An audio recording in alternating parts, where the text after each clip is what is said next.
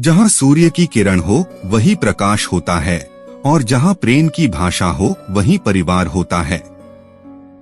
परिवार में कायदा नहीं परंतु व्यवस्था होती है, परिवार में सूचना नहीं परंतु समझ होती है, परिवार में कानून नहीं परंतु अनुशासन होता है, परिवार में भय नहीं परंतु भरोसा होता है। ताकत और पैसा जिंदगी के फल हैं। परिवार और मित्र जिंदगी की जड़ हैं।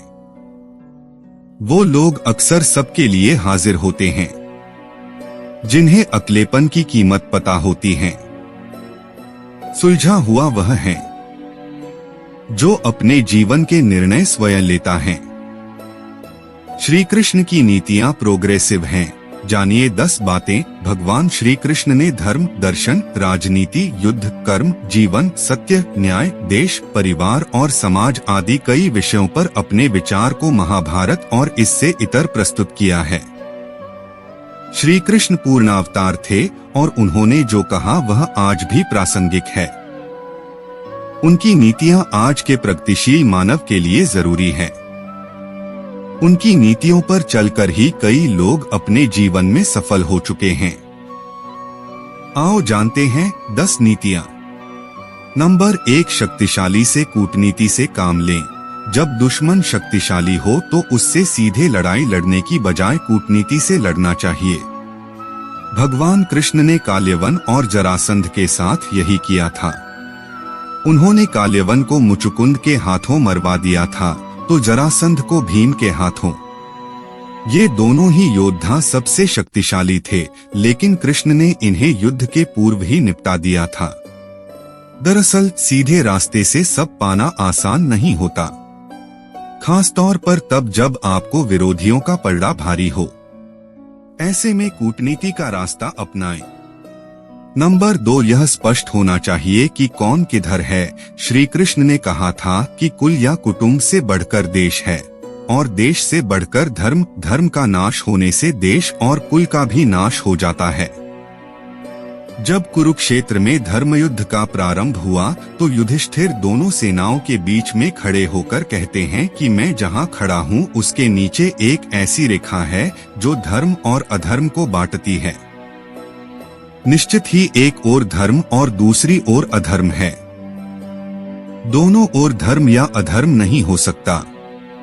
अतः जो भी यह समझता है कि हमारी ओर धर्म है वह हमारी ओर आ जाए, और जो यह समझता है कि हमारे शत्रु पक्ष की ओर धर्म है तो वह उधर चला जाए, क्योंकि यह स्पष्ट हो जाना चाहिए कि कौन किधर है। युद्ध प्रारंभ होने से यह स्पष्ट हो जाना चाहिए कि कौन किसकी ओर है, कौन शत्रु और कौन मित्र है।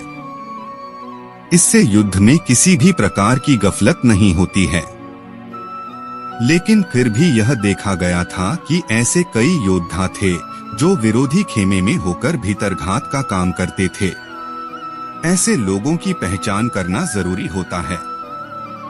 नंबर 3, संख्या नहीं साहस और सही समय की जरूरी। युद्ध या कोई भी कार्य संख्या बल महत्व नहीं रखता, बल्कि साहस, नीति और सही समय पर सही अस्त्र एवं व्यक्ति का उपयोग करना ही महत्वपूर्ण कार्य होता है।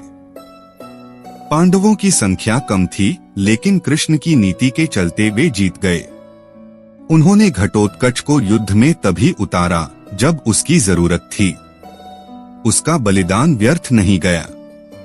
उसके कारण ही कर्ण को अपना अचूक अस्त्र अमोघास्त्र चलाना पड़ा, जिसे वह अर्जुन पर चलाना चाहता था। नंबर 4, संधि या समझौता तब नहीं मानना चाहिए। भीष्म पितामह ने युद्ध के कुछ नियम बनाए थे। श्री कृष्ण ने युद्ध के नियमों का तब तक पालन किया जब तक कि अभिमन्यु को चक्रव्यूह में फंसाकर उसे युद्ध के नियमों के विरुद्ध निर्ममता से मार नहीं दिया गया। अभिमन्यु श्री कृष्ण का भांजा था। श्री कृष्ण ने तभी तय कर लिया था कि अब युद्ध में किसी भी प्रकार के नियमों को नहीं मानना है।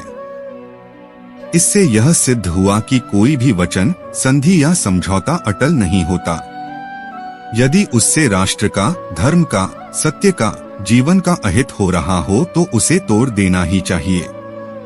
भगवान श्री कृष्ण ने अस्त्र न उठाने की अपनी प्रतिज्ञा भी तोड़कर धर्म की ही रक्षा की थी। नंबर 5, युद्ध के जोश में ज्ञान जरूरी है। इस भयंकर युद्ध के बीच भी श्री कृष्ण ने गीता का ज्ञान दिया। यह सबसे अद्भुत था। कहने का तात्पर्य यह कि भले ही जीवन के किसी भी मोर्चे पर व्यक्ति युद्ध लड़ रहा हो, लेकिन उसे ज्ञान, सत्संग और प्रवचन को सुनते रहना चाहिए। यह मोटिवेशन के लिए जरूरी है।